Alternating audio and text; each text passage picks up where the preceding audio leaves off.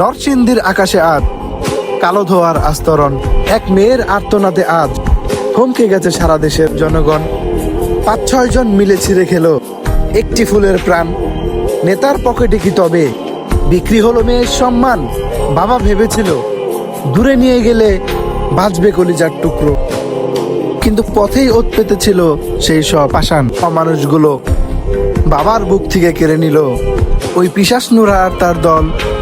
আবারও কলঙ্কিত হলো পথ, ঝরল চোখের জল। বারবার ধর্ষণ করেও খায়েশ মেটেনি, নিয়ে নিল নিষ্পাপ প্রাণ। ধিক্কার জানাই সমাজ ব্যবস্থা যারা নিয়ে খেলে নারীর সম্মান। হুঁশিয়ার ওই নুরা জানোয়ারদের প্রতি আর তাদের পেছনের ছায়া। মানুষের রক্তে মাখলে হাত পায় না কেউ বিধির মায়া। জেগে ওঠো হে তরুণ সমাজ, ভাঙো এই দলের নোংরা শিকল, না হলে এই নরকই গিলে খাবে তোমাদের আগামীর চিরকাল।